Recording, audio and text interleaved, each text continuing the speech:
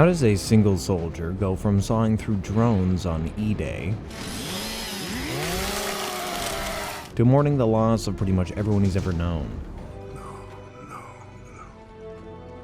Marcus Phoenix has not had an easy life, tell you that much. That's right, today we're talking about Gears of War. Gears of War has long been one of Xbox flagship series, second only to Halo, and has been running for over 20 years at this point. The games are known for fast dynamic shooting, exciting action sequences, and their signature active reload mechanic. Active reload. Reloading is fun now, okay? Today we'll be going through all the games, and throwing in little lore tidbits when it's applicable. Without any delay, let's get into it. The first Gears title dropped all the way back in 2006, but we'll be using the Ultimate Edition for gameplay footage, a remaster that came out in 2015. The game starts by introducing us to the world of Sera. Sera is a planet very much like our own Earth, and has been inhabited by humankind for thousands of years. Everyone was just chillin', enjoying the fruits of civilization, probably sipping on whatever they have instead of lemonade on Sera, but that all changed on Emergence Day, or E-Day.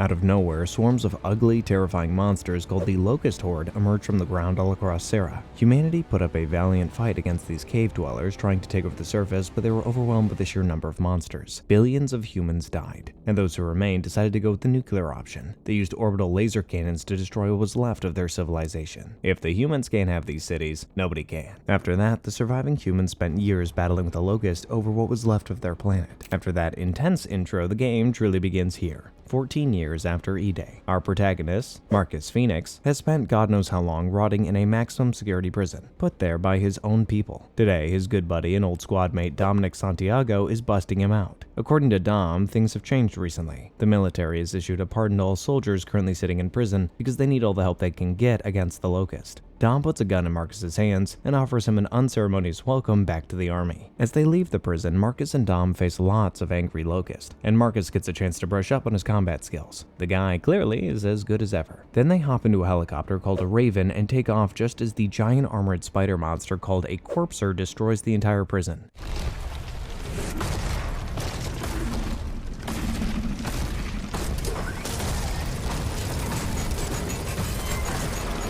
On the Raven, Marcus is officially inducted into Delta Squad, and he meets his comrades, the young and eager Anthony Carmine, as well as the more mature leader, Lieutenant Min Young Kim. They're going to meet Colonel Hoffman, the man who pardoned Marcus, and who seems to have some unpleasant history with our MC. According to Anthony, Marcus is a bit of a legend among the soldiers, but humble Marcus brushes it off like it's nothing. For a little bit of context, these soldiers serve the Coalition of Ordered Governments, or COG. As such, these soldiers are commonly referred to as Gears, hence the game's title. Once they land the Raven, Colonel Hoffman calls Marcus a traitor. Makes it clear he wouldn't have pardoned him if he had any other choice. Marcus also gets a glimpse of Anya, the pretty lady who will be talking to us through a radio throughout the whole game. They smile at each other, and if I didn't know better, I'd say Marcus has a little crush. But before they can even greet each other properly, the Locust attack. While under fire, Hoffman explains Delta Squad's mission. They need to find a device called the Resonator, which will allow the military to map out the Locust's deep network of underground tunnels known as the Hollow. With a proper map, they can bomb the hell out of the Hollow and hit those bastards where they live. Another team called Alpha Squad was already sent out on the same mission, but they went radio silent. Delta Squad will head to their last known location,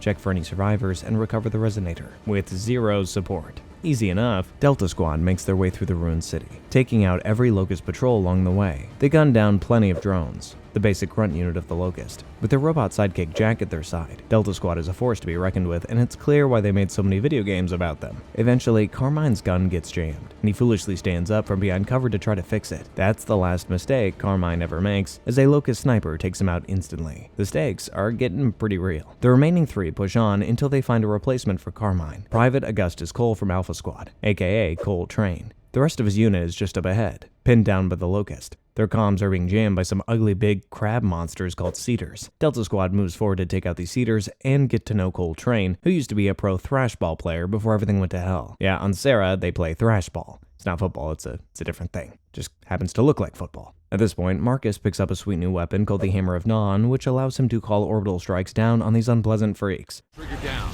It gives the satellites time to triangulate.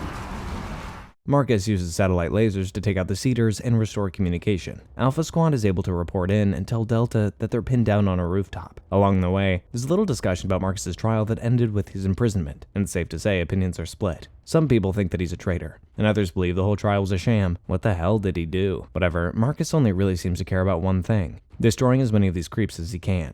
Using a mounted machine gun, Marcus clears the area and rescues Alpha Squad. Coltrane reunites with his squad, who are carrying the Resonator with them. Among them is Damon Baird, a tough guy who makes it clear he doesn't want to work with Marcus. The two squads wait for extraction, but they get just a little too comfortable in a city still crawling with monsters. Some flying locust beasts take out their Raven while grunts attack from the ground. Lieutenant Kim gets separated from the others by the helicopter's wreckage and comes face to face with the most imposing locust we've ever seen. This big bastard is General Rom, High General of the Locust Army. He picks up Kim and skewers him on his sword, all while Marcus watches, completely helpless to save his lieutenant. Dominic forces Marcus and the others to retreat instead of seeking revenge. The mission has to come first. The remnants of the two squads barricade themselves inside a massive tomb and look for a way out through the back. We then get our very first boss fight in the form of a Berserker, a mindless massive killing machine that even the other locusts can't control. The blind beast rampages through the tomb using only smell and hearing to guide itself. Marcus carefully lures the creature outside and uses the Hammer of Dawn to melt the son of a gun. For his bravery,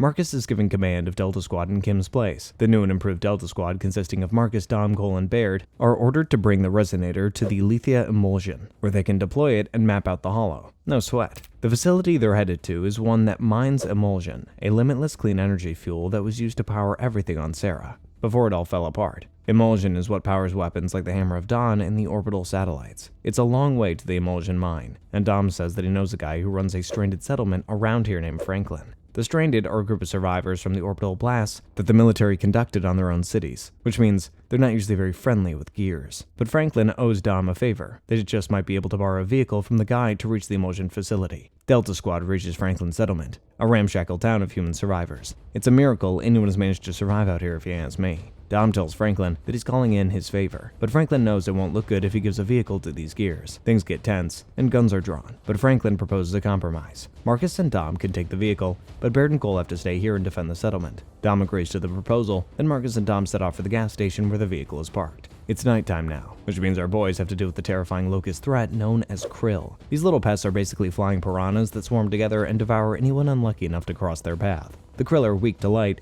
but you better start praying if they ever catch you in the darkness. Marcus and Dom fight their way to the gas station, making sure to stay in the light at all times. They eventually reach the vehicle, a makeshift tank called a Junker, and after filling it up, they head back towards the stranded camp. Fortunately, the Junker has a mounted UV spotlight, so now the Krill are the ones who need to be afraid. Marcus and Dom get back to the camp just as the Locusts are launching a massive assault on the poor stranded survivors. Delta Squad works together to repel the attack, and a grateful Franklin lets them all leave together in the Junker. The Junker starts to fall apart right as the squad reaches the mining facility. Their goal is to head deep into the emulsion mine and deploy the Resonator where it'll have the greatest range. Here, the gears tangle with wretches, creepy little bastards who crawl around on all fours and can walk on walls. Oh yeah, and they can launch themselves at you and blow up. Sounds like a party. The main entrance is blocked, so the squad splits up again to find another way into the mines. Marcus and Dom find a way into the facility and look for the cart control room so that they can ride mine carts deeper into the caves. It'll be faster than walking and way more fun. At one point, they find a stranded who got lost in the facility somehow, but he falls right into the maw of an unfriendly locust. Better him than me. Soon, the boys reach the cart control room and reunite with Cole and Baird, who found an alternate route. Marcus hops in a minecart and has the time of his life on what is basically the most violent theme park ride imaginable. Delta Squad guns down the Locust on this roller coaster of death until they reach the depths of the emulsion mine. Marcus and Dom get separated yet again by falling through the floor into a deeper part of the mine. They walk past glowing pools of emulsion and fight off the volatile wretches until they come across the big nasty jerk who's been making this place so unstable, a corpser. Marcus and Dom manage to force the big spider monster back into an emulsion pool. They then regroup with the other two and reach the position where they're supposed to deploy the Resonator. Baird sets up the machine while the others restore power to an elevator so they can make a quick escape. They finish the mission without trouble, and the boys reach the surface just as the Resonator goes off and hits everything with a sonic wave.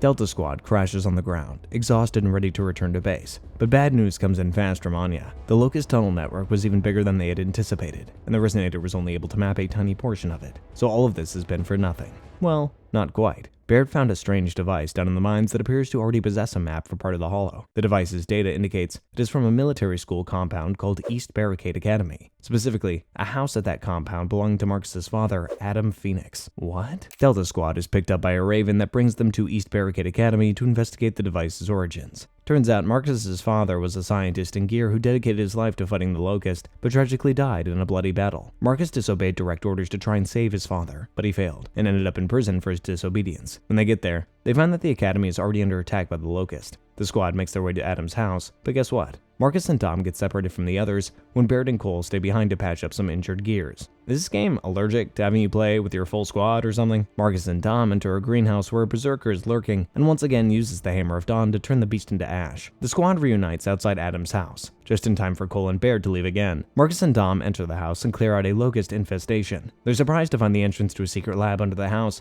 which contains maps for the entirety of the locust tunnel network. The hollow goes deeper than anybody imagined, spreading throughout the entirety of Sarah's crust. While Dom's drone downloads the data, Delta Squad protects the house from a locust assault, then escape out of the bank in an APC. A gargantuan armored locust called a Brumok gives chase, but Delta Squad narrowly makes it out of there.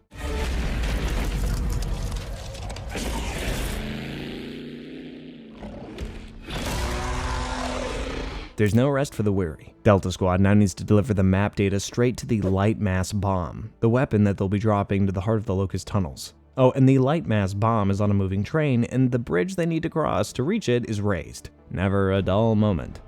Delta Squad works to restore power while staying hidden from the Brumok, who is back with a vengeance. Once they get the power lines back up and sneak through an old theater, their comms go down thanks to a nearby cedar. It's like playing damn whack-a-mole. Once the cedar is taken care of, the squad learns that the train has already been boarded by the Locust. They need to get on board and protect the Light Mass Bomb, ASAP. There's still just the tiny issue of lowering the bridge, all while a horrific Brumok lumbers around outside. Ultimately, Marcus and Dom take on the heroic task of distracting the Brumok while Cole and Baird work on the bridge. Marcus has the genius idea to lure the Brumok into some power lines. He electrocutes the giant monster and connects the transformers they needed to lower the bridge.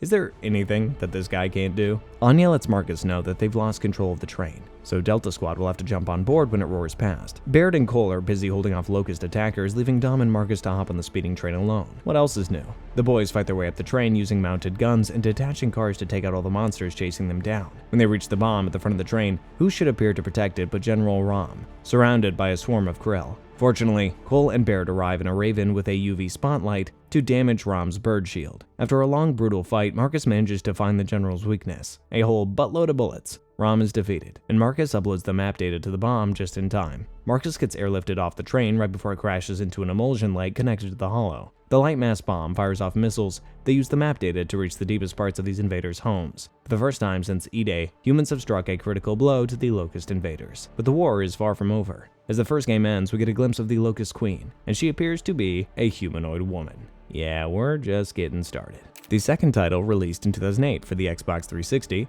opens with the Locust Queen providing a recap of the story so far. According to her, the underground dwellers had no beef with humanity until the humans started mining for emulsion. Oops. After emulsion was discovered, humanity spent decades fighting among themselves for control of the powerful resource in a global conflict known as the Pendulum Wars. It was only when the Locust emerged that everyone united to face the common threat. The Light Mass Bomb we dropped in the last game was a devastating hit to the Locust, but it was far from destroying them completely. They came back stronger than ever, and now the town of Jacinto is COG's last bastion. There, Marcus, Dom, and Anya are building up the town's defenses in preparation for a Locust assault. A rookie named Ben Carmine arrives and tells Marcus he needs some basic training, and perfect opportunity for a tutorial. Welcome to Delta Squad, kid. Ben is the younger brother of Anthony Carmine, the gear who got sniped at the beginning of the first game. Ben believes his brother died a heroic death, and Marcus doesn't shatter his dreams by telling him how it really went down. After getting some training and by clearing wretches out of a parking garage, Delta Squad heads to Jacinto's hospital to protect it from a Locust attack. Anya also mentions that she's looking into a Jane Doe who arrived at the hospital who just might be Dom's missing wife Maria. Sorry bro, I had no idea. Marcus, Dom, and Ben meet up with Ty Caliso, a more spiritual meditative kind of gear. Marcus and Ty fought side by side in the Pendulum Wars, and Marcus invites the guy to join up with Delta Squad. Together, the new and improved Delta Squad protects the hospital and squishes Locust baddies until the creeps order a retreat. Anya tells Dom that the Jane Doe probably was his wife Maria, but she was discharged from the hospital a few days ago. We'll find her, man. Didn't know she existed until a few months ago, but we'll find her. After repelling the latest Locust invasion, all the gears get a rousing speech from the chairman of COG, Richard Prescott. Prescott says that they can no longer afford to play defensively. They must invade the Hollow directly, now. Delta Squad will be one of the units escorting giant military vehicles called derricks to the town of Landown, where they can enter the Hollow. Marcus mounts a turret on the back of the giant derrick, driven by a friendly gear named Dizzy, and blasts away the locusts that keep popping out of the ground. Soon, Delta Squad reaches Landown, and heads for the center of the infested town so they can drill down into the hollow. After traversing a dark, spooky tunnel and taking out plenty of uglies, including a Brumok, the derricks get into position to start drilling. The derricks create elevators called grin lifts that'll bring the gears deep into the hollow. The second that Marcus and Dom strap themselves in, an elite locust named Scourge arrives. Once again, Marcus can only watch helplessly as Scourge fights Ty and Dizzy. Damn it! Wolf bot!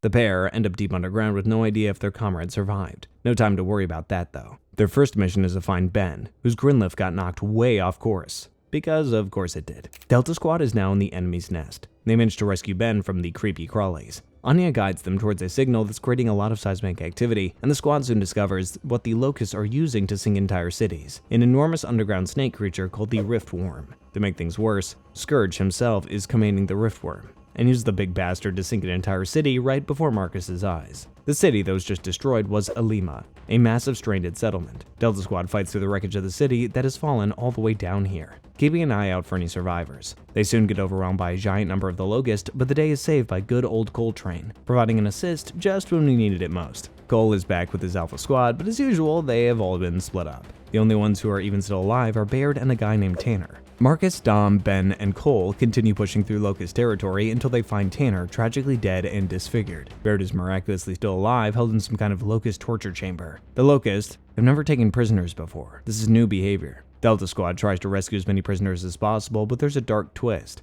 Marcus finds Ty and tosses a gun in his hands, but Ty has already been broken by the Locust torture. With no hesitation, Ty puts the gun to his own head and pulls the trigger. Marcus has lost another comrade, and this was supposed to be the mentally strong one. Marcus grabs Ty's dog tags and commands his squad to keep moving. Just when it seems like things couldn't get any worse, the Riftworm shows back up. Delta Squad tries to evacuate in a Raven that descends into the hole where Alima was, but the giant worm is fast for its size. The Raven is struck by debris. Ben falls out into the worm's mouth, and the Raven carrying all the Delta Squad is swallowed whole. Dom has a brief, beautiful dream where he's back at home with Maria, before Marcus rudely drags him back to reality. They're somehow all still alive inside the Riftworm, and Marcus sees this as a perfect opportunity to take the evil beast down from the inside. They make their way through a disgusting labyrinth of guts and bugs, looking for some kind of vital organ that they can destroy. Eventually, they find Ben Carmine, but it's too late. The rookie's been hit by a horrific acid that eats through his flesh, and everyone can tell that it is the end. Ben asks Marcus to tell his brothers and his mother that he loved them. Why is this Saving Private Ryan all of a sudden? Driven by pure anger and hatred, Marcus leads his squad to the Riftworm's heart and chainsaws his way through it. The worm emerges above ground, howling in pain, and he dies. Delta Squad cuts their way out of the disgusting creature just in time to receive their new mission assignment. This day just keeps getting better and better. Chairman Prescott orders Delta Squad to go to the New Hope Research Facility to collect a declassified intel file that will tell them where the main Locust base called the Nexus is located. Why didn't they retrieve this file before initiating a massive assault on the Hollow? Because that wouldn't be nearly as exciting, silly. Delta Squad feels the same frustration that we all do, but these are direct orders from the chairman. They're basically told to just shut up and do their jobs. You have your mission, now get to it! Command out! Despite their suspicions, the Gears hop in a vehicle and head straight for the research facility. Once there, Marcus and Dom need to use an explosive charge to blast through the lab's heavy security gate. They traverse deeper into the lab and find something horrifying. The lab is full of test subjects called sires, disgusting creatures that seem to be a hybrid of humans and locust. Someone had the bright idea that the only way to beat the locust would be to combine our human DNA with theirs and create a new superior race of beings. To me, they just look like more mindless killing machines. Marcus and Dom accidentally wake the sires up and are forced to blast their way through them to exit the lab at the location of the Nexus. The intel tells them that there is a secret entrance to the Nexus at Mount Kadar, Delta Squad's next destination. The team hops in a tank and drives up a winding, icy road towards the mountain's base. After blasting through some Locust barricades, they find an entrance to a network of tunnels within the mountain. With their tank, they drive through the tunnels, take out 3 Corpsers and a Brumok, and pull off a sweet jump. We're not gonna make it! Here we go! That's it, no more jumps, alright? Ha-ha! Come on, baby, let's do it again! They should stay in this thing 24/7. Deeper under the mountain, the squad finds a group of stranded survivors, including the old man who ran the gas station in the last game. Apparently, as the war ramped up, they decided the safest place to be would be right here near the Locust home base. How the hell the civilians got past all these monsters outside, we may never know. Marcus tells Cole and Baird to get all these humans to safety before they blow up the Nexus. The old man mentions to Dom that he's seen Maria, but she was with the group that got captured and brought to Nexus. This just got a lot more complicated. Marcus and Dom advance towards Nexus alone until they come across a giant underground lake. They hop on a makeshift raft and sail towards the Locust Hive, blasting all manner of sea creatures and tentacles blocking their path. They go right over a huge waterfall and somehow come out the other side completely unscathed. A giant beast called the Leviathan emerges from the water, and once again Marcus is swallowed whole. But he's got experience with this. He hurls some grenades down the monster's throat and makes it out in one piece. It was maybe their most chaotic mission yet, but they're here, the Nexus. Their mission is clear. The Gears need to reach the center of the Nexus and activate a beacon so the rest of the army knows exactly where to strike. But Dom wants to find Maria first. This is basically the same situation that landed Marcus in prison years ago. He chose his father over the mission back then, and he's choosing his best bro now. Marcus and Dom search for the labor camp where Maria is hopefully being held, and they soon see a group of humans forced to mine rocks. A little deeper, they find Maria being held in a locust pod. But just like Ty, she's been broken, emaciated like a skeleton, unable to walk or speak, and worst of all, she doesn't even seem to recognize her husband, Dom. Dominic makes the heartbreaking decision to put his wife out of her own misery. He tells her he loves her one last time, and pulls the trigger. I'm so sorry.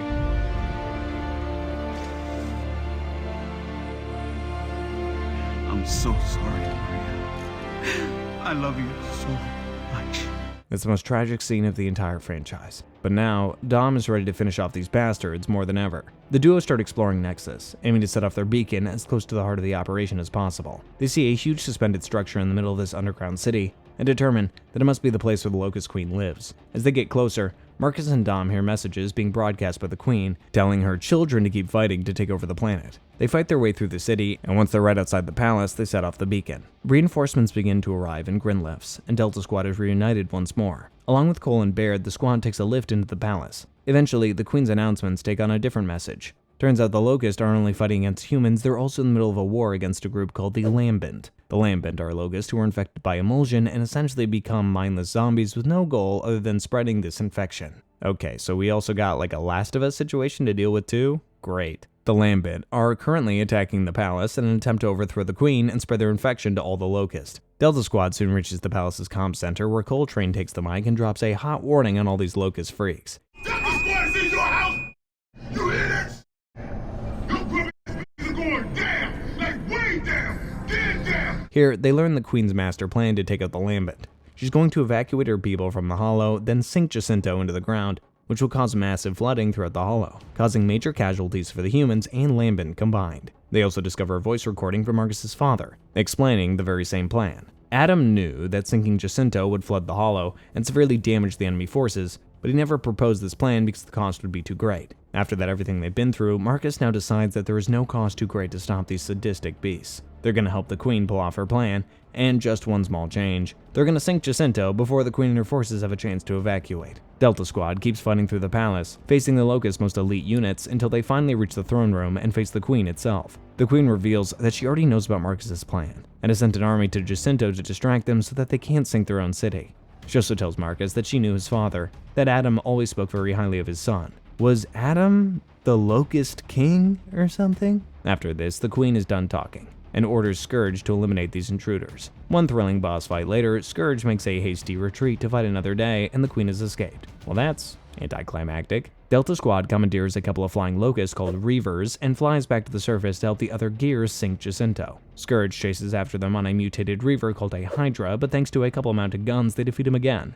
And this time, there's no escape for Scourge. After defeating the Queen's personal guard, Delta Squad makes it back to Jacinto, where Anya and Chairman Prescott greet them. When Marcus first told them his plan over the radio, Prescott thought it was insane, but Anya was able to convince them that it was their only chance. They've already begun evacuating Jacinto and making preparations to sink the city with a light mass bomb. First, they need to deal with the assault sent by the Queen to buy her people time to evacuate. The Gears make one last stand here in Jacinto, facing everything the Locusts have to throw at them. Brumox, Corpsers, Reavers, you name it, they kill it. Once the coast is clear, Delta Squad is sent to clear the sinkhole where they'll be dropping the light mass bomb. Marcus and Dom descend into the hellish sinkhole crawling with the Locust, and to make things easier for themselves, they decide to hijack a Brumock and use it as their personal tank. Well, that's just genius. On the back of this juggernaut, the boys stomp through all the opposition and clear a path for a Raven to deliver the bomb. Once they're at the target spot, another chamber of emulsion pools. Two Ravens swoop in, one with Cole and Bard, and the other with the light mass bomb.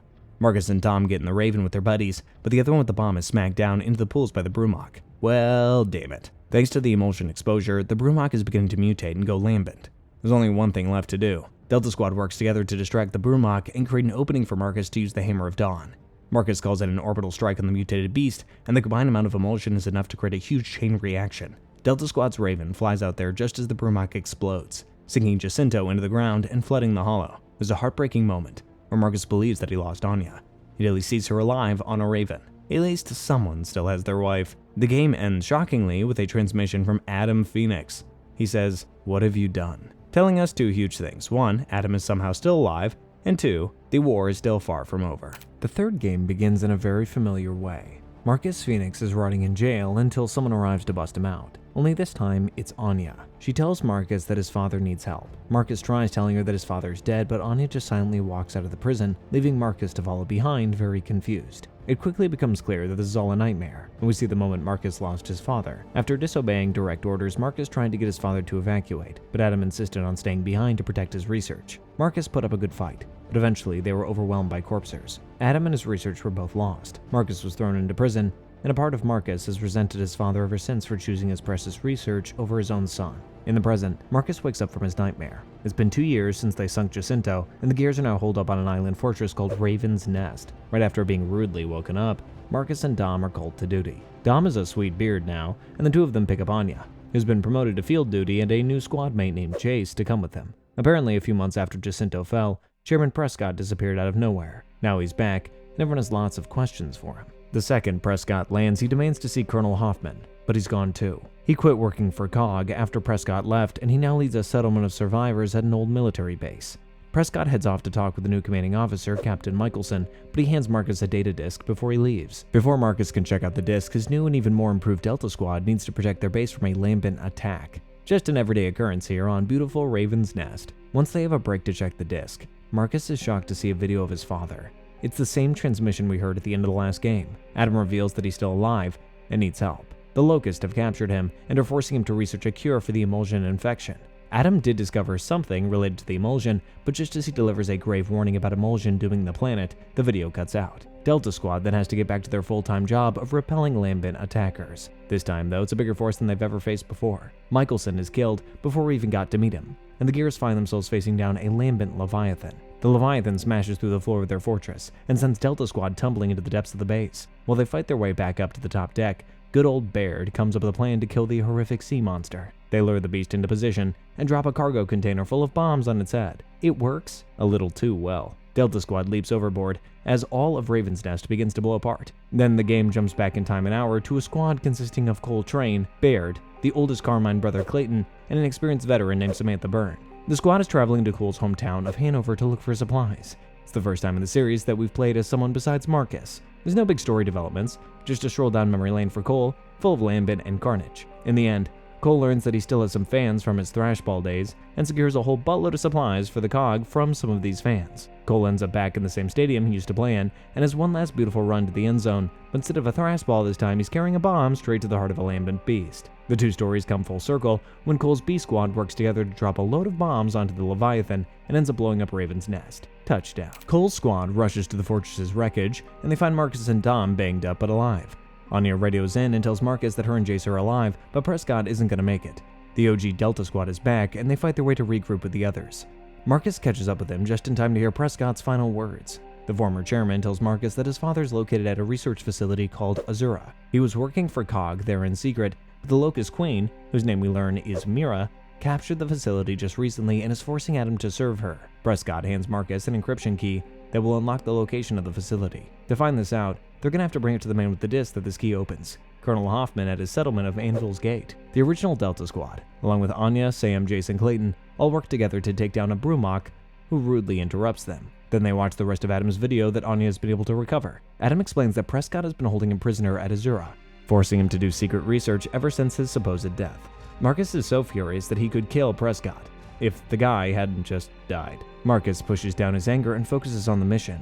Sam offers them directions to Anvil's Gate since she's from there, but only the original Delta Squad will go on ahead while the others help out the survivors from Raven's Nest. Looks like the boys are back together for another road trip. The squad decides that the fastest and coolest way to travel is to hijack one of the Locust gas barges, which is essentially a hot air balloon that looks like it's made out of human skin. They follow a few gas barges until they land, taking out plenty of Locust patrols along the way. It seems like flooding the hollow really did have an impact on these suckers, because the squad sees the Locust creating new tunnels to live in. A gas barge docks at a tower in a Locust stronghold, so the boys are gonna have to fight their way in if they want this disgusting ride. It never gets any easier. Yeah, boys. They try sneaking underneath the stronghold to reach the tower, but of course, that only leads to them fighting a gargantuan corpser known as the Mother. Have I mentioned that I hate spiders? Just when they emerge above ground, thinking they're in the clear, Marcus spots Queen Mira herself flying on a gigantic beetle called Tempest. She sees Delta Squad and tells the Locust to prepare defenses at every checkpoint between here and Azura. It's gonna be a long, difficult trip. The Queen flies away, and the squad climbs the tower to steal one of the gas barges. They fly straight to Anvil's Gate, raining hell down on Locust along the way. They stop along the way to help protect a fuel depot from an attack and rescue Dizzy, the friendly gear who we thought might have died last game. Dizzy hops on board the barge, and the boys fly the rest of the way to Anvil's Gate, fending off an aerial attack from the Queen herself along the way. The Queen damages the barge, and they crash land hard right outside Anvil's Gate, where Colonel Hoffman is waiting for them with some gears. Everyone drives to the fort, while Marcus fills Hoffman in on everything going on with Prescott and his father. Hoffman is speechless at Prescott's betrayal, but as usual, there's no time to process emotions. The enemy is at the gates. Delta Squad helps defend Anvil's Gate with everything they have. Baird works on repairing the fort's orbital defense systems while Marcus rescues Anya and Sam, who have caught back up with them. After an intense fight with an infected berserker, there's finally a moment of peace to check out Hoffman's data disk. Using the key Prescott gave them, the squad learns Azura's location. The bad news is the facility is surrounded by Maelstrom, a permanent artificial hurricane that protects it from nosy intruders. The only way in is from underneath the facility. Fortunately, Hoffman knows the location of an old submarine that they can use, and Dizzy happens to be an expert submarine pilot. The only missing piece is fuel, and Dom suggests they hit up an emulsion pumping station in the town of Mercy, which just happens to be his wife's hometown. There will be some painful memories for Dom, but he's willing to do it for the mission. I generally don't know what humanity would do if we ever lost Dom. Oops. Did I just jinx it? The next morning, Delta Squad plus Anya and Sam climb aboard a fuel truck and escort it to the town of Mercy. The road there is littered with leaking emulsion pipelines, hazardous pools, and swarming baby corpsers. With some help from the elite driver Dizzy, Delta Squad turns a Brumach into roadkill and reaches the pumping station. Mercy appears to be a ghost town. The fuel lines are dry, and there's not a human soul in sight. As they begin exploring, the only person they can find is a crazy old man who's trying to blow up the entire pumping station. The gears try to stop him, but the old man says he's trying to prevent something from spreading and runs away. Maybe we should listen to him. Delta Squad soon learns exactly what he was talking about. All the humans in Mercy have been infected by emulsion and have become some kind of lambent themselves. Nobody even knew this was possible, but it's vital that they prevent these zombies from getting out of Mercy and infecting what's left of humanity. Delta Squad tries to reactivate the fuel lines while holding off zombie attacks and containing the infection. At one point, they pass by the town graveyard, and Dom gets a little distracted. This is the place where he always thought he would be buried, along with his wife and children. Thanks to the Locust bastards, that's not going to be possible. Dom's entire family is in some unmarked grave somewhere, and he's the only one left fighting. He tells his family that he can't wait to join them in the next life, but first, he has to help his buddy Marcus save the world. Again.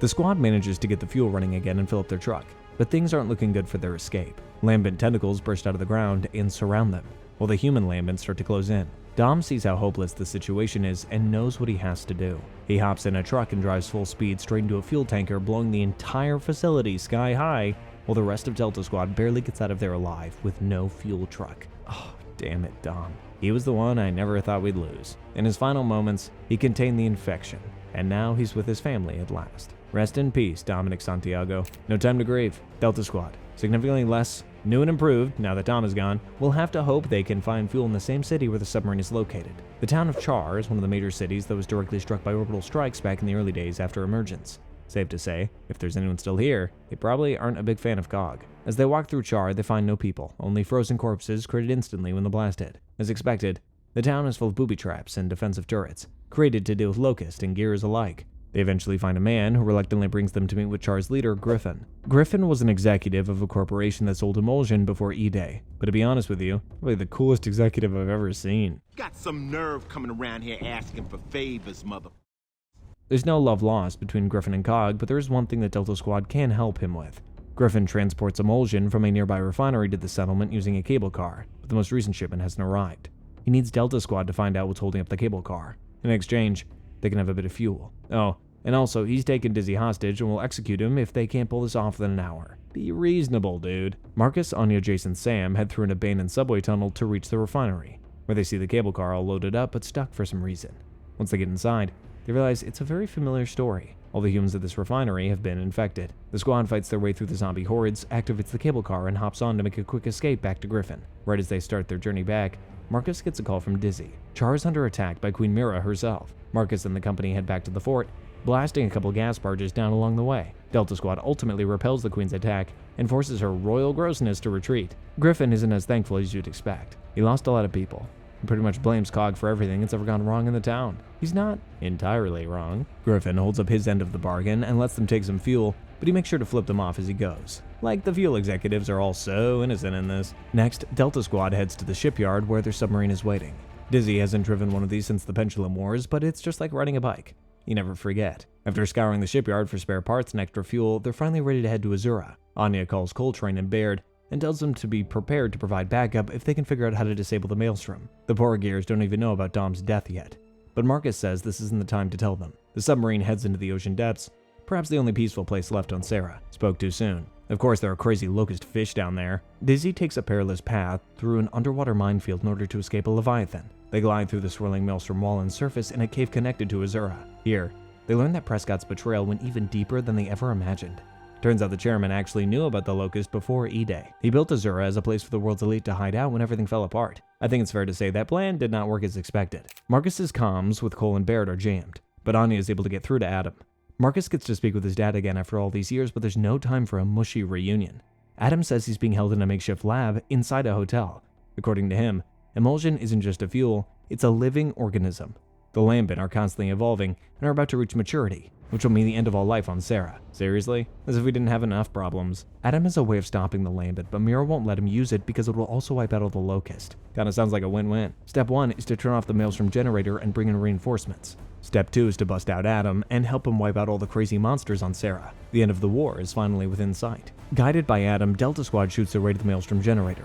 Along the way, they discover that Azura is less like a military research facility and more like a fancy 5-star resort that's been overrun by monsters. Also, Marcus gets a nice moment with his father where Adam apologizes. He knows that he caused all this by refusing to abandon his research. Now he'll do whatever it takes to ensure his son has a real future, away from all the constant fighting. Marcus then overloads the generator and escapes with his squad as the facility blows up. The hurricane around the facility disperses, and the sun shines through. Cole and Baird arrive in a Raven, and Marcus delivers the devastating news of Dom's death. After taking a beat, Marcus, Cole, Baird, and Anya head straight for the hotel where Adam is being kept. It's time to end this. Delta Squad puts everything they've learned to use, hijacking Locust weapons, creating openings for air support.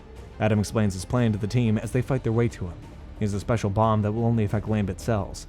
Well, that's convenient. Delta Squad reaches the hotel and begins fighting their way up to the top floor. Soon, Mira herself crashes through the window on her Tempest and starts blasting the team with fire breath. She screams about how this world belongs to her people, and that she won't let Marcus kill them. Marcus drops a giant chandelier onto the Queen's head, squishing the bug once and for all. Hopefully. Something isn't adding up. Adam seems saddened by Mira's death, and the Queen had mentioned that she's known Adam since even before E-Day. Don't tell me. Was Mira mommy? When they reach Adam's room, Marcus is overwhelmed to be facing his father again, but he needs answers more than anything. Adam explains that Mira first contacted him a few years before E-Day. She warned him about emulsion being a living organism and how it was infecting her people in the Hollow. Prescott wasn't the one who knew about the Locust and built Azura to prepare. Adam was. Adam thought he could find a way to stop the infection peacefully and tried to convince Mira to keep her people underground, but she didn't listen. The Locust emerged and tried to take over the surface for themselves, believing humans were the ones to blame since they were abusing emulsion. It wasn't until recently that Mira realized they were too late, and the entire planet was doomed unless they found a way to destroy the Lambent cells. She took over Azura and forced Adam to work on a solution, but the only one he found involved killing all the Locust, which brings us back to now. It's a lot to take in, but none of it changes the fact that they now have the perfect opportunity to finally end the nightmare. Delta Squad heads up to the roof and protects Adam while he sets up the bomb. Queen Mira, of course she's still alive, shows up on her beetle and shoots down a Raven that Clayton Carmine was on. Damn, just when I thought a Carmine would finally survive a game. In the end, Marcus brings the Queen down with a Hammer of Dawn, and Adam activates the bomb. At the last second, Adam tells everyone that as a part of his experiments, he injected himself with Lambent cells, meaning this bomb will destroy him too. Even after everything they learned, it breaks Marcus's heart to lose his father again, especially after he just lost his best friend. But this is exactly what happens. Adam crumbles to dust right in front of his son. Mira drags herself over to Marcus, gloating about him losing his father, but Marcus coldly executes the Queen with Dom's knife. Feel that? That's from Dom. And everyone else you killed, you.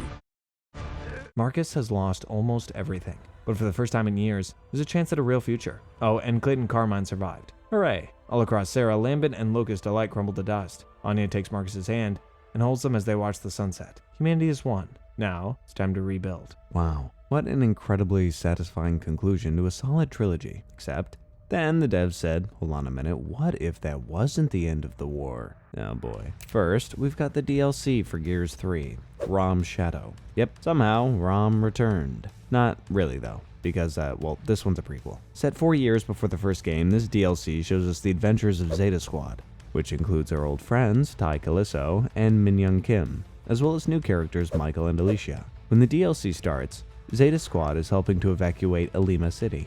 There's a massive swarm of Krill on the horizon, and nobody wants to be here when they arrive. The evacuation takes a turn when a corpser bursts out of the ground and the Locust assault begins early. Not a whole lot of story here, just a mission gone wrong as Zeta Squad looks for any surviving humans to evacuate. Inside a bank vault, Zeta Squad finds an eager young kid defending himself from the Locust using nothing but a baseball bat. It's Jace. And after that, in another franchise first, you actually get to play as General Rom assaulting Alima City. With his control over Krill, we can control the swarm to devour innocent humans and protect ourselves with an impenetrable Krill shield. Let the humans know that they shall reap only so.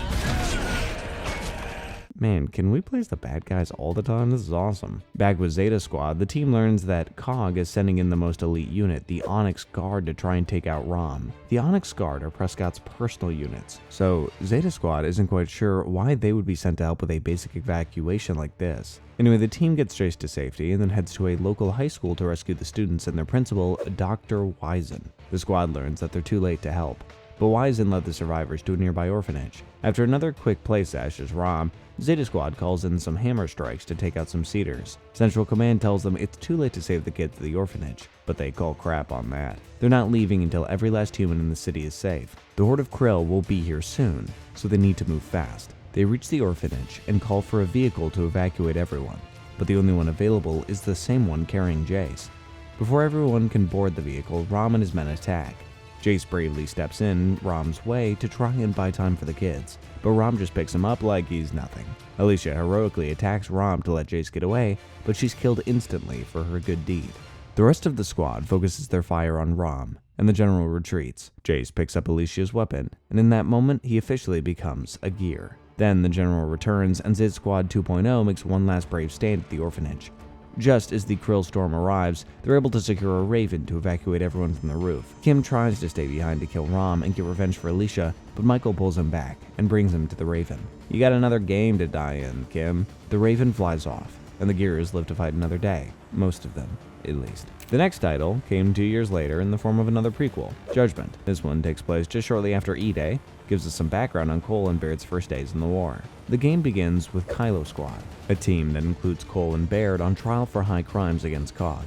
They're charged with desertion, cowardice, trespassing, theft of military technology, and treason. The man presiding over this trial, Colonel Ezra Loomis, says that he will hear the team's testimony, then decide on their punishment. How did our boys end up here? Well, it's an interesting story, and Baird is happy to tell it in defense of his squad. The story begins in the city of Halvo Bay, where Kylo Squad is set to rendezvous with a supply convoy, when something huge attacks. By the time they reach the convoy, it has already been wiped out. With no idea what caused the destruction, Colonel Loomis just shrugs it off and sends Kylo Squad to defend a military museum nearby. When they get there, they run into some cocky Onyx guards who boss these gears around like they're trash. Stay here and defend this area. The East Wing is getting hammered. As they fight to protect the museum, they catch a glimpse out the window of the thing that wiped out their convoy. Imagine the biggest corpser you've ever seen, and then double its size. This is the Locust General, Karn, riding his fearsome Shibboleth. The beast wipes out every unit at the museum, Onyx guards included. Kylo Squad narrowly escapes and reports Karn to Loomis, but the man doesn't even listen. I'm starting to think that you might be the problem, dude. The woman on Kylo Squad, Cadet Sophia Hendrick, suggests that they use an experimental weapon called the Light Mass Missile to take down Karn before he kills more men. Loomis shoots the idea down, but the rest of Kylo Squad is listening. They're willing to disobey orders if it means stopping Karn from creating more carnage. The fourth member, Podik, has personal experience with the Light Mass Missile. He was there the first time it was fired, and it burned half his face. Kinda badass. Sophia says they can find a missile at the military academy right next door, but she's the most reluctant about disobeying orders. In the present, at Kylo Squad's trial, Sophia tries to distance herself from the others. She claims that she only went to the military academy with them to see if her friends there were safe. They get back to telling the story, but now it's from Sophia's perspective, and we get to play as her. Wait, this is actually a great idea for a game. Turns out Sophia is a student at the Onyx Guard Academy who volunteered for Kylo Squad. She really just did want to check on her friends there. Sadly, when they get there, they find that Karn has already laid the academy to waste. All of Sophia's classmates have been massacred. She starts to agree that killing Karn would be the right thing to do, and leads the squad towards the school's research and development labs. They don't find the missile there, but they do find its targeting beacon, a cute little droid named Troy. From there, we had to follow the bot off campus and make sure no one damaged him. Aw, they have a pet now. From here, the story switches to Podik's perspective. Podik is from a nationality of people on Serra called the Gorani. Not to generalize, but they're basically coded as Serra's version of Russians. The Gorani happened to be on the wrong side of the pendulum of wars fighting against Cog when E-Day hit. The two governments teamed up against the monsters, but there's still some lingering mistrust. At the trial, Podik takes a step towards Loomis, and Loomis orders his guards to beat up Podik. Loomis asks Podik why he even wanted to join Kylo Squad in the first place, and Podik says mysteriously that he had his reasons. Podik's entire unit of Gorani comrades were wiped out by Karn on E-Day, and now he wants revenge. Well, that's a pretty good reason. Back in the story, Kylo Squad heads to the posh neighborhood of Seahorse Hills to search for Sophia's professor, Kurt Elliott. He's the man who created the Lightmass missile, and he's the one who will know where to find it. They fight through the once beautiful neighborhood, now caked with blood and debris. By the time they reach the professor's house, their hopes for finding him alive are quite low. They reach his office through a sewer entrance, and sadly, they find that Elliot has taken his own life before the Locust could. Sophia's reaction gives away the fact that she had a rather intimate relationship with her teacher. Damn. Troy begins downloading the location and launch codes for the Lightmass missile from Elliot's computer, while Kylo Squad holds off a Locust assault.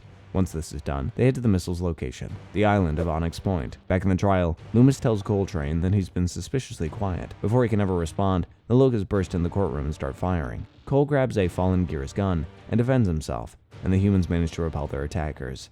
Now, I would have canceled the trial at that point, but Loomis really wants to hear how the story ends. Cole starts telling it again, and we see Kylo Squad storming the beach of Onyx Point. They reach a military installment high up on the island and start searching for the missile.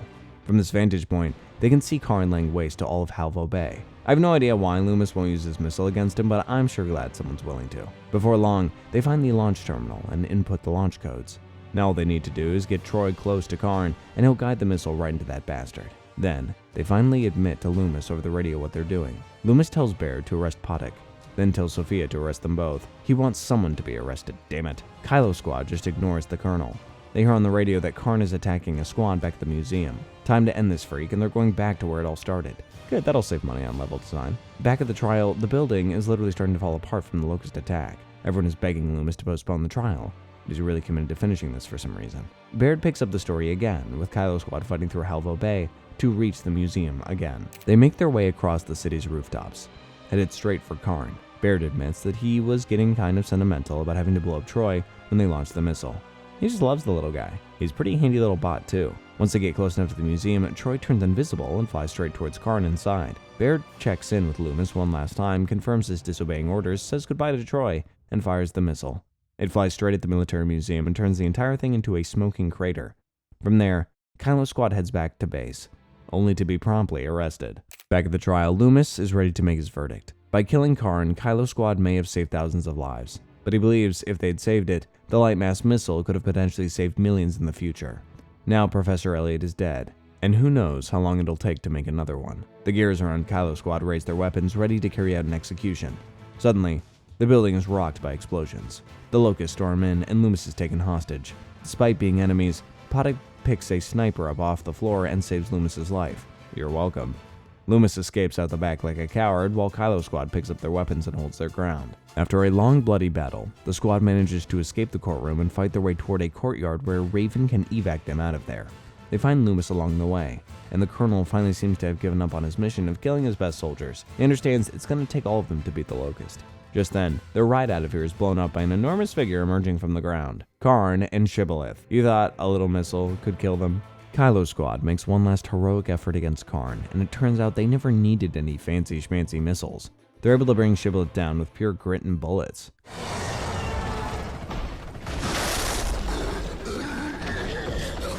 Karn falls to the ground off his overgrown pet, and Loomis executes him on the ground. Having met his execution quota for the day, Loomis tells Baird that he's dropping the charges against Kylo Squad.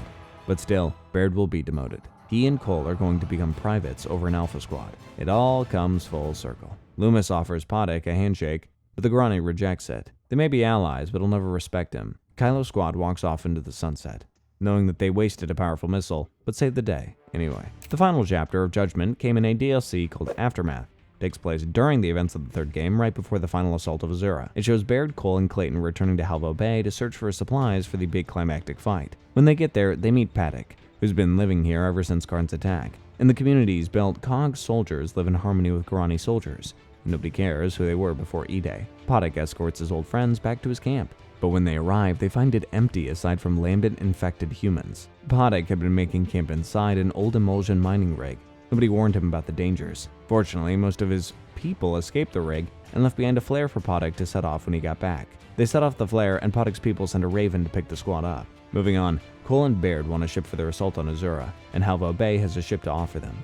It just happens to be on the rooftop of a hotel. When Marcus sunk Jacinto into the ground and flooded the hollow, it created a pretty big tidal wave, so boats on rooftops aren't as uncommon as they once were. The squad recovers some explosives from a local armory and attempt to topple the entire hotel with them. When that doesn't work, Baird has the genius idea of releasing gas into the building, throw a grenade inside, and ziplining off. There we go. It actually works great, and the ship falls back into the water. Baird asks Paddock to come with him to Azura, but Paddock refuses and says he can't work with Cog anymore. He then explains what happened to Sophia a few years ago. A group of men killed her because they believe she was a gear. He's done with them for good. Paddock tells Baird he never wishes to see him again, and it's the only way they can stay friends. Baird, Cole, and Clayton sail off toward Azura, towards a brighter future for everyone. And the future was bright indeed. Until 3 years later, when the franchise needed another entry. Because money. Gears of War 4 begins with a mysterious man in a lab watching the television. The news reports that today marks the 25th anniversary of the end of the Locust War. In the capital city of New Ephyra, Prime Minister Jin delivers a speech celebrating the bravery and heroism of the Gears that made this peace possible. Colonel Hoffman is there, old as hell, and when the Prime Minister mentions the Pendulum Wars, we get pulled into one of Hoffman's war flashbacks. 3 years before E-Day, Cog launched a major attack on an enemy facility that was researching the Hammer of Dawn technology. Aw man, they didn't even make it themselves. Marcus Phoenix and Dominic Santiago were here at this battle, and it conveniently made a great tutorial for the game. Next, the Prime Minister's speech brings us to E-Day, a chaotic, shocking battle where the Gears got their first taste of the Locust Nightmare.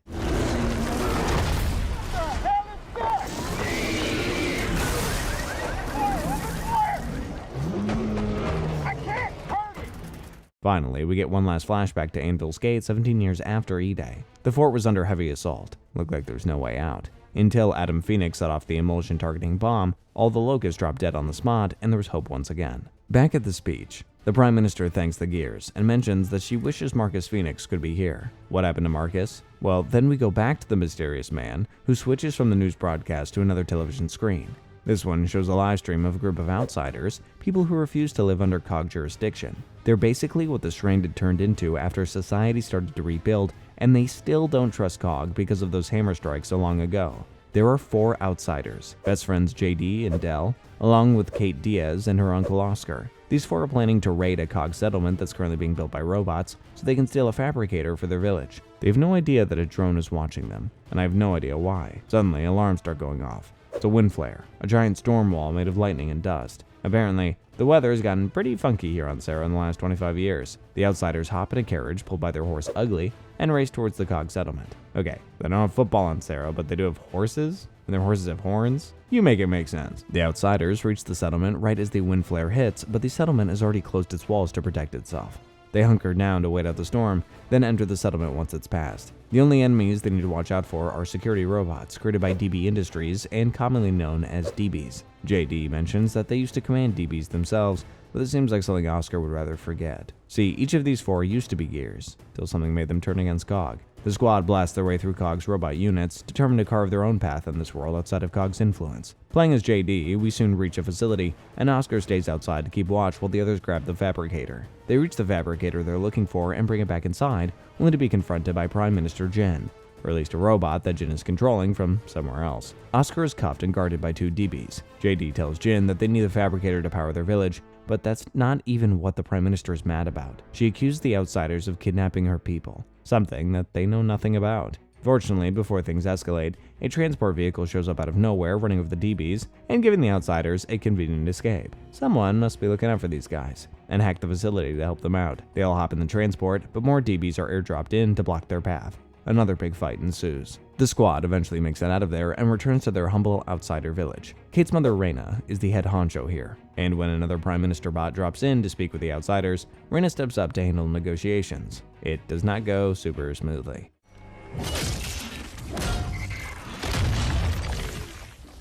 This isn't Settlement 2. They know that more DBs won't be far behind, so the outsiders barricade everyone into their main hall and prepare their defenses. The DBs arrive, and the shooting begins. After the first wave is dealt with, Reyna chews out the squad. JD and Del in particular. She says that she warned them against stealing the fabricator and that she wishes she'd never taken JD and Del in. Kate tries to defend her friends, but her mother isn't hearing it and just sends them to go repair the village generator. While they're working on that, Kate notices some strange creatures moving around in the village, and they sure as hell aren't DBs. The Locust, or something a lot like them, have returned. Reyna locks her daughter inside the generator shed along with JD and Del. The three outsiders can only watch in horror as their fellow villagers are abducted by this terrifying new threat they dubbed the Swarm. By the time Kate busts out, everyone's gone, her mother and uncle included. JD finds a severed hand of the enemy that Reyna was able to chop off, one that is covered in strange crystals. Kate is heartbroken and says that they need to chase after these abductors immediately. Del tells JD that there's one guy who could help them, but JD has a zero interest in asking him for help. Kate finally convinces JD that whoever this is needs to just swallow his pride and ask him. The three of them hop on their horses and ride towards this mysterious savior. Kate, JD, and Del soon arrive at a small peaceful estate. The place used to be a boarding school where JD and Del grew up, but now it's falling apart and it's all too quiet. The trio enters the house and come face to face with JD's estranged father, Marcus Phoenix. Yep, JD's full name is James Dominic Phoenix. Nah, that's sweet. Marcus is a grizzled old man now. Doesn't seem particularly happy to be reunited with his son. He never wanted JD to become a gear in the first place. Certainly didn't want him to become an outsider hunted by the Cog.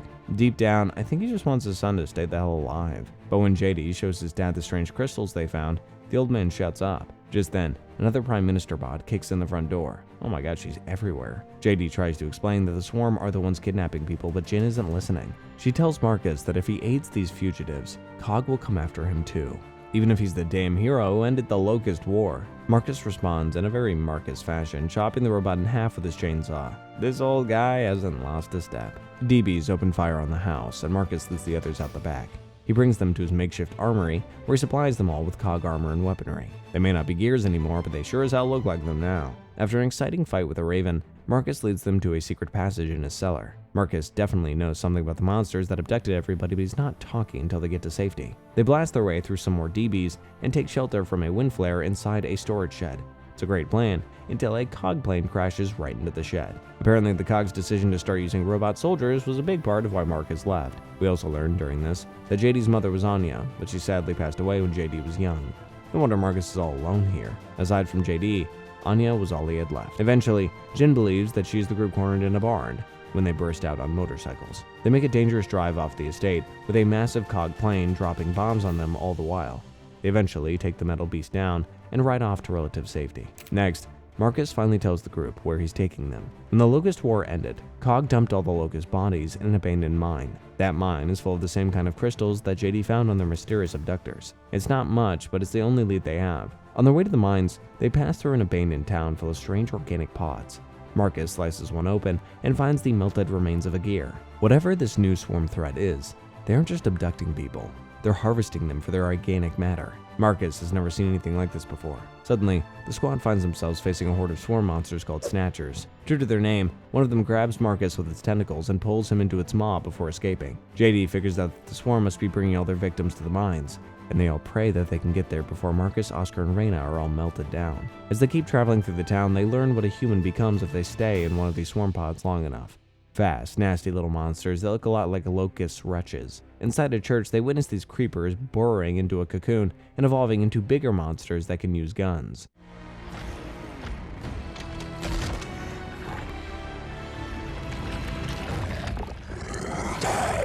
Great. Looking a lot like drones from the Locust now. The trio continue blasting their way through the swarm, following the Snatchers up into an abandoned museum. Kate apologized to JD for getting his dad kidnapped just so that they could save her mom, but he understands. The Outsiders are just as much his people as they are Kate's. In the basement of the museum, they find an entrance that leads to a mine. All they need to do now is take a super rickety-looking old elevator platform down into a nest of God knows what. No problem. Del is starting to have second thoughts about all of this, but JD reminds him that when Del wanted to leave COG, JD backed him up just like that. Besides, they at least owe Marcus this much. Not letting him get turned into an unholy monster, that is. The squad protects the elevator platform while it descends, until predictably the whole damn thing starts to fall apart. They begin to descend at breakneck speeds, but miraculously the brakes work enough to stop them at the last second. They head deeper into the mine until they find it. The swarm's hive. Snatchers are crawling all around, but there's still no sign of the pods containing their missing friends. Eventually they find the pods and locate a fresh one with Marcus inside. JD cuts him out, but Marcus is unresponsive. Del tells JD he needs to accept his father is gone. But then Marcus starts coughing up fluid. You didn't think Marcus Phoenix would go out like that, did you? Marcus then says that while he was in the pod, he was connected to the swarm's hive mind. He could feel everyone else who was in a pod and understood where the swarm came from. The Locusts never died at all, they just evolved. Marcus tells Kate that Reyna is being treated differently from everybody else.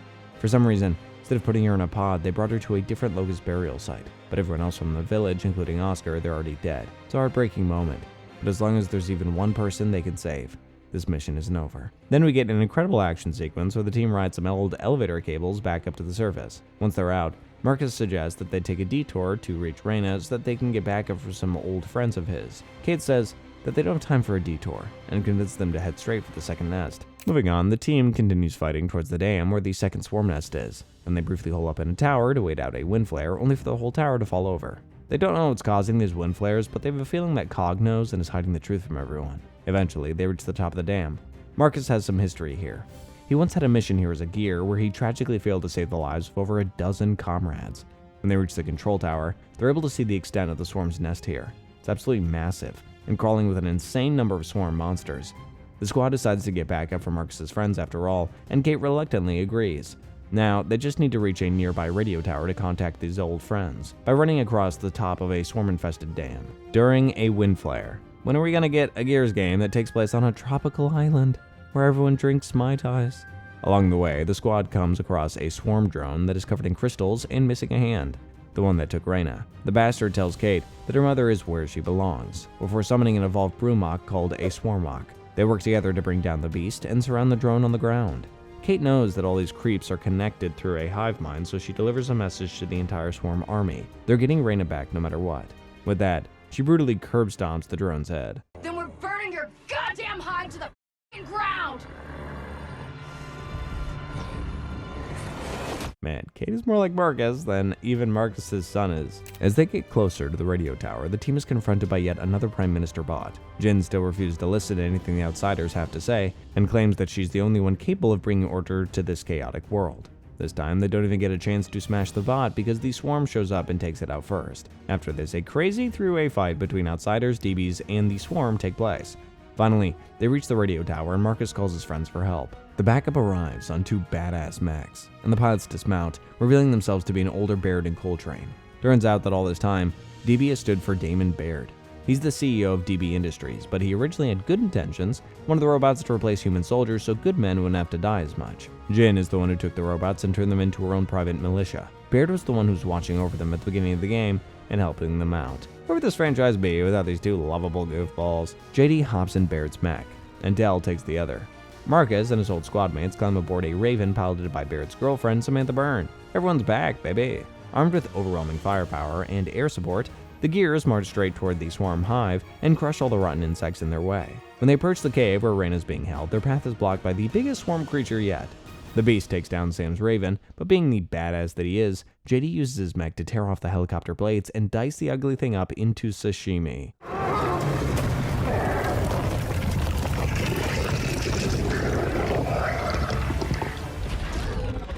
Like father, like son. With that out of the way, everyone heads into the cave. Inside, they finally find her. Reyna's connected to some kind of swarm nexus, and she doesn't look good.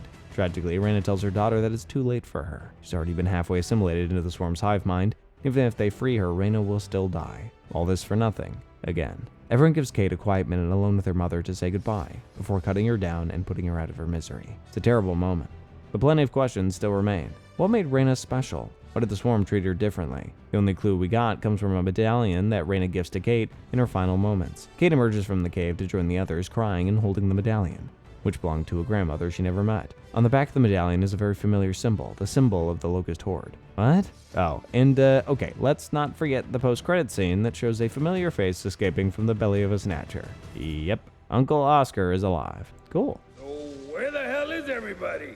Well, after that cliffhanger, the next installment came 3 years later. Technically, this game dropped the of war from its title. It's just called Gears 5. It's, well, it's cleaner. We don't call it Starbucks coffee anymore, we just call it Starbucks. The game begins with Kate having flashbacks to her mother's death while on a Raven. JD and Dell are bored. They're both concerned that Kate isn't exactly combat ready. Marcus is here too. Tells Kate that it'll get better with time, or at least more tolerable. It seems that in the time since the last game ended, Jin finally started to take the Swarm threat seriously. JD's squad, the most newest and absolute improvist Delta squad, are officially Gears again, although they still aren't the biggest fans of COG. They're willing to do whatever it takes to stop these monsters before they undo the last 25 years of progress. The Raven is bringing them to Azura, a now abandoned and overgrown facility. Baird believes that they can find an old Hammer of Dawn satellite here. If they can get the Orbital Strike network up and running again, it'll give them a major advantage over the Swarm. Of course, there are a lot of dead locusts on this island, so Delta Squad can only pray that they haven't evolved into Swarm yet. I'd say those prayers are probably in vain. Sure enough, the squad quickly gets into a firefight with drones as they head into the research facility. Playing as JD once again, Delta Squad does what they do best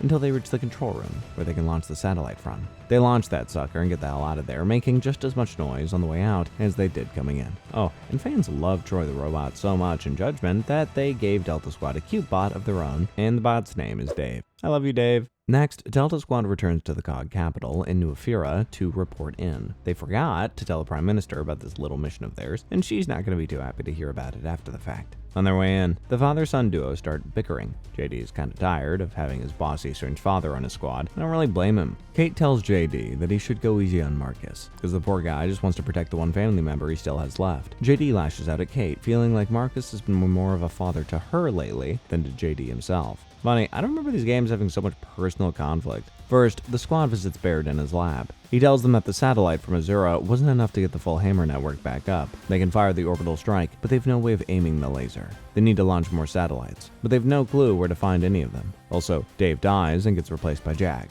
Aw, Jack's fine, I guess. Next, they head to speak with Jin. They run into one of her personal guards, Foz, who is sparring with a robot. Foz doesn't see Delta Squad as real Gears, so naturally he taunts JD, and the two end up sparring with each other. It's even more fun to watch in a cutscene than it probably would have been if they'd just let us play it. Finally, Delta Squad reaches Jin's office. Marcus heads in alone and confesses that they're trying to restore the Hammer network. The Prime Minister makes it clear that she's against the idea, and Anya was too. Before she died, Marcus's wife was the one who took the Hammer network down. She believed that with the Locust gone, the orbital strikes were a power that nobody should possess. Things are different now that the Swarm are here, and Marcus thinks his wife would have agreed with that. The rest of Delta Squad joins them, and Jin makes it clear that they will not be using the Hammer of Dawn. End of discussion. Sure. Just then, a distress call comes in from Clayton Carmine over in Settlement 2. He's still alive? The settlement is under attack by the Swarm. Jin orders Delta Squad to ship out immediately. JD and Dell hop on a Raven with Foz and Coltrane. We learn a bit more about why Foz dislikes Delta Squad so much. See, back when JD and Dell were Gears the first time around, they were on a squad with Foz. Their squad was deployed here in Settlement 2, and COG ordered their squad to shoot at rioting civilians. After this, Dell lost all faith in COG and asked JD if he would desert the army with him. Not a great time for reminiscing, though. When the Raven gets close, a Swarmok launches a projectile that knocks the bird right out of the sky. The men crash into the settlement and barely survive the rough landing. Then, the boys pull themselves together and start blasting the Swarm to try and protect the settlement. Coltrane's niece Lizzie is here too, as a truck driver for COG. Being brave just runs in the family, I guess. As they fight through the city, Foz keeps being a real jerk about the whole killing civilians incident, basically saying that the innocent humans were asking for death just by protesting. But nobody would ever say that in real life, right? Oh god. Eventually, the squad reaches Clayton's location and begin helping him to evacuate civilians. Then the worst thing possible happens. A swarm of krill-like creatures called the Flock swoops in and starts devouring people left and right. To make things even worse, the Flock has the ability to infect DBs and turn them against the Gears. Well, that really sucks, actually. What was already a bad situation turns into a complete nightmare. JD and Dell are separated from the others, then regroup with Kate and Marcus at a theater. Baird radios Delta Squad, tells them to pull out. Settlement 2 has fallen. Civilian evac isn't happening, and they need to cut their losses. Lizzie is on her way to pick them up when Cole and Foz arrive, bringing a massive Swarmhawk with them. We, brought company.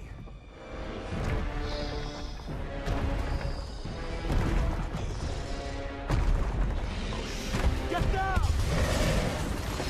Cole trained as a sweet jump on a motorcycle, throws a bomb right in the sucker's mouth, and JD shoots it to bring down the big bastard. Are you telling me that this man is in his 50s? Once the Swarmhawk is dead, they have a moment of quiet to survive the devastation around them. Foz makes a joke about all the dead civilians, and Dell charges at him. JD tries to break it up, but Foz drops a bombshell. JD was the one who ordered the first shot at the protesters. Dell, Kate, and Marcus all hear this, and the disappointment in JD is clear. Nobody wants to even look at him right now. Right then, Lizzie arrives in her truck, but so does a horde of several Swarmhawks. JD feels like they've no way out, so he desperately calls Baird and tells him to fire the Hammer of Dawn. They can't aim it the normal way, so JD offers himself as the beacon. If JD runs straight into the enemy, and Baird fires the hammer at his exact coordinates, it just might work. Sure, JD might die, but at least everyone will stop being mad at him. JD runs straight into the horde, and Baird fires. The crazy plan works, at first.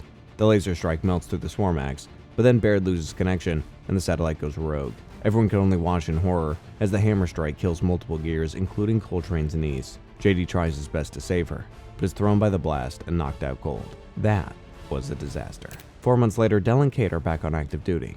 Kate is still having nightmares about her mother and the Locust medallion from her grandmother. These two have been set to negotiate with an outsider village to hopefully get the outsiders to join COG and stand against the Swarm together. Also, this village is located inside the skeleton of the Riftworm, which is one of the most metal sentences of all time. They head to the village chief's house.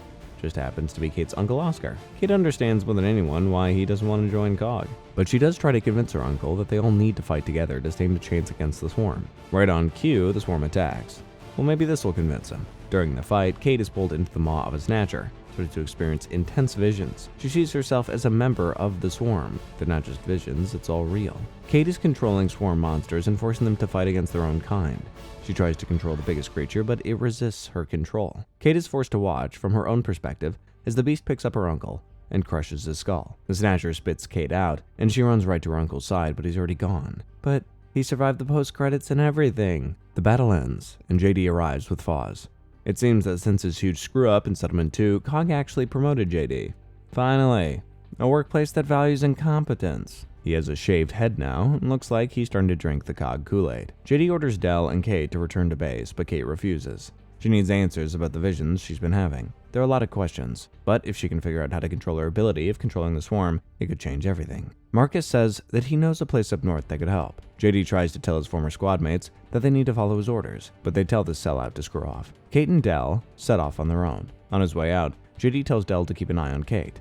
He's not sure if they can trust her entirely. Well, I could say the same about you, buddy. The facility that Marcus told Kate about is the New Hope facility. The same one where the OG Delta Squad discovered human-locust hybrids way back in Gears 2. Kate and Dell hop on a sweet windsurfing sled and glide across a snowy mountain towards the lab. The whole time they gossip about how different JD has become. How annoying it is that he's all buddy-buddy with Foz now. As they get closer to the lab's coordinates, a huge ice storm hits, and the two gears barely make it inside New Hope before they turn into gearsicles. Over the radio, Marcus tells Kate and Dell that New Hope was run by a scientist named Niles Sampson. He allegedly experimented on the children of Emulsion miners and was obsessed with the Locust. Of course, when COG found out about his sick experiments, they shut him down. This is the official story, at least. Deep in the lab, Kate and Dell find an AI construct of Sampson.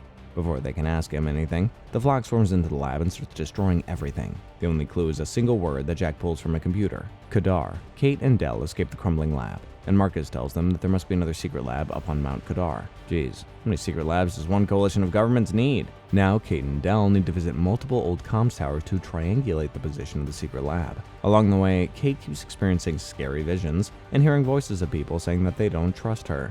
She begins to wonder if she can even trust herself, and how she might be related to Sampson's experiments. This girl's really going through it. The duo eventually locate the secret lab under a thick sheet of ice. Of course, it couldn't be that easy. Now they need to find some explosives and an old mine to blast through this ice. You know who loves old mines? The Swarm! After a whole lot of shooting, they find some phosphorus fuel that Dell believes will melt the ice. The phosphorus works a little too well. The ice cracks beneath their feet. and the pair are sent tumbling down a convenient ice slide that leads right to the entrance of the old lab. At this point, Kate begins to have visions that include Queen Mira, someone she's never seen in her life. The lab's entrance is locked and requires a DNA scan to enter.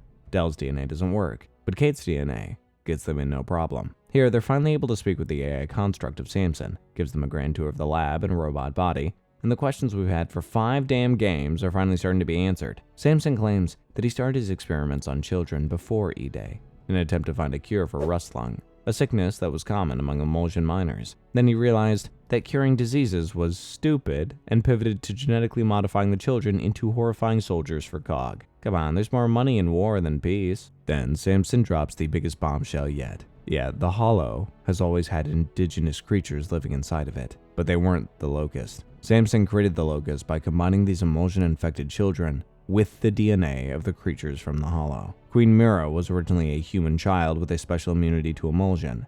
Her genetics were the basis for the entire Locust species, which is why she was able to control them. The Locusts were always supposed to be super soldiers for COG to use in the Pendulum Wars, and Mira was their ace in the hole. Their one mistake was allowing Mira to have a daughter with one of the scientists at New Hope, and that daughter was Reyna. Kate is 1/4 Locust. That's a crazy family tree. When the scientists took Reyna away from Mira, she turned against COG. She led a rebellion and escaped New Hope with the Locust army. Then they went underground, took over the Hollow, reproduced like crazy, and prepared for the day when they would finally take their revenge and claim the Earth. So COG is responsible for pretty much everything that's gone wrong on Sarah, and nobody's surprised at all. Kate is so overwhelmed by all this information that she doesn't know what to do. She points her gun at Del, worried he'll attack her for being part Locust, then turns the gun on herself. Samson keeps on dropping truth bombs and tells Kate that the reason the Swarm kidnapped Reyna was so that she could become their new queen. That means that Kate could probably become their queen if she wanted. But all she wants is for these damn visions to stop. She turns her gun on Samson, demands that he sever her connection to the Swarm hive mind. You know, guns don't really scare him since he's an AI, but he agrees to help anyway. The Gears have no choice but to trust him. Samson leads Kate into a chamber with an enormous machine and a pod containing a giant Brumok. The mad scientist claims that he can free Kate from her visions by simply strapping her into a dangerous-looking machine and wildly damaging her brain. Well, that sounds good to me. Let's trust the guy who caused the whole damn mess. Kate climbs into the machine and has a vision where she faces off with the Brumok, which is called the Matriarch. Then the visions turn violent, and Kate sees her own mother being dragged away by the Swarm. Del realizes something's wrong, tries to stop the procedure, but he's too late. Kate opens her eyes and realizes that she was severed from the hive mind, but at a cost. Somehow, Samson used Kate to resurrect Reyna as the new Swarm Queen. Well, that's not what I was expecting, because that kinda didn't make sense. Kate and Del chase after Samson's robot body, and he taunts them by telling them that he's been a huge supporter of the Locust for a long time. He wants Reyna to become the new queen and finish what Mira started. Samson unleashes all kinds of hybrid monstrosities on the two Gears. They're forced to fight through many waves of monsters before taking on the Matriarch. With a lot of effort, they take down the beast. Samson gets away, but I don't know if you can really even get justice on an AI in the first place, so who cares? Kate finally fills Del in on what the hell just happened. Basically, it's a classic, my mom came back to life, but she's evil now, and it's my fault. Hey, we've all been there, sister. They climb out of the lab right as Marcus and Baird arrive to give them a lift home. Kate is convinced that the only course of action is to get the Hammer of Dawn fully functional and use it to destroy her mother. Luckily, Baird just happens to have a lead on another satellite. It just happens to be over with our favorite Garani, Poddick. Poddick fans, this is your moment. So a few weeks later, Kate, Del, Marcus, and Baird land in Voskar, a place that was considered enemy territory back in the Pendulum Wars. Poddick greets them all with his trademark sass. Poddick lives here with a group of nomads, and seems to have forgotten that he told Baird that he never wanted to see him again back in Judgment. Then, Poddick tells the squad that there's a nearby facility that just happens to have a rocket loaded with Hammer satellites, waiting to be launched. Some good luck for once. Kate and Del load up with some new weapons and tech, and prepare to hit the launch facility. Before they leave, JD and Foz show up in a Raven. JD is immediately apologetic and tells Kate that he just wants to help. JD and Foz are disobeying orders to be here, and Marcus has told JD about what Kate is going through. Kate and Del take the first step towards forgiving the guy, and just like that, Delta Squad 7.0 is back. Delta Squad sails their wind sled over some sand dunes until they reach the launch facility. It's being guarded by Swarm, who are unusually organized and well-armed. Kate has a feeling that this is her mother's influence. Having a queen is making the creatures more intelligent and more dangerous. Delta Squad plus Foz, who I will never consider a true member of Delta Squad, enter the facility and start searching for the satellites. After a long, healthy open-world section featuring plenty of teamwork and violence, Delta Squad finds everything they need to restart the Hammer network and get the rocket set up at the launch tower. Of course, it can never be that easy. The tower is attacked by the biggest creature we've ever seen. a skyscraper-sized sea creature called the Kraken. Delta Squad can only try their best to survive as they make their way down the crumbling tower, beset by tentacles on all sides. Fortunately, the Kraken's head ends up right underneath the rocket as it launches, and the poor fool is cooked. Calamari, anybody? Podek swoops in on a chopper and picks up the squad right on time. Next, Delta Squad returns to New Ephyra armed with a fully functioning Hammer of Dawn. All our favorite gears, old and new, hold a meeting to discuss where they'll use the hammer. They just conveniently forgot to invite the Prime Minister to this little war council. Like clockwork, Jin bursts in with armed guards. She wants to find the center of the swarm's hive mind, and she believes she can do that by forcing Kate to reconnect with the swarm. Everyone thinks this plan is so crazy, so Jin orders her guards to arrest Kate and guns are drawn. Before things get any further, the building is rocked by explosion. The swarm is here. Gears hurry to set up targeting beacons around New Ephyra so they can use the hammer against these invaders. Just when Delta Squad gets their beacons placed, the Kraken's tentacles emerge from the earth and destroy it. How did he survive a rocket blast to the face? Then, Queen Reyna emerges from the Kraken's hole. Kate's mother has been completely transformed into a gruesome locust hybrid. It's completely clear that there's not a trace of the real Reyna left in this woman. The Queen lashes out at Kate, and everyone runs to help her. But Reyna soon has all 4 members of Delta Squad in her tentacly grasp. Right then, the game does something shocking. It gives the player the choice between saving either JD or Del, and the one you don't choose is killed horrifically. Will you choose the guy who's always had Kate's back, or the guy whose dad is Marcus Phoenix? Sorry JD. It's a pretty huge decision, and even though it doesn't have any major consequences since the video is nearly over, one of them is canonically dead, and it's all your fault. In this playthrough though, Del survives. The ground beneath their feet crumbles, and Kate and Del fall below. Kate feels horrible about the decision that she made. The decision that you made, actually, but you know.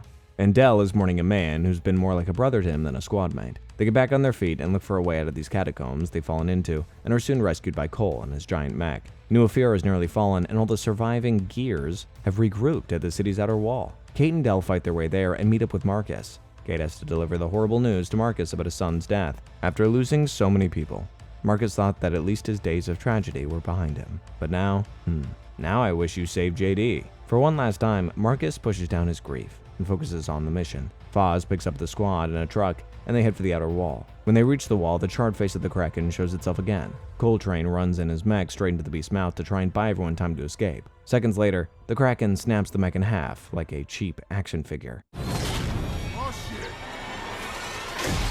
No! Go! Not Coltrane, anybody but Coltrane. Delta Squad does their best to hold off the monster, using railguns, grenades, everything. Just when it seems hopeless, Jack flies straight into the beast's mouth, sacrificing himself to be used as a targeting beacon. Such a Troy move. The Hammer of Dawn is fired straight at the Kraken, destroying the beast for good along with most of New Ephyra. Kate, Del, Foz, even Coltrane, everyone is still alive, besides JD, or Del. This war is far from over. Reyna is still out there, and she'll attack again soon. Kate rips off the medallion from around her neck, and vows that they'll find the Queen first. And that's where the main storyline ends, for now. Of course, there were a couple lesser-known spin-offs that are worth mentioning. The first is Gears Pop, a mobile game that featured Gears of War characters as Funko Pops in a tower defense adventure, where a mobile port based on literal collectibles actually wasn't that bad. Anyway, the other one is Gears Tactics, a turn-based strategy game that takes place before the first game. Follows Kate's father, the COG war hero Gabriel Diaz, as he leads a mission to assassinate a Locust scientist.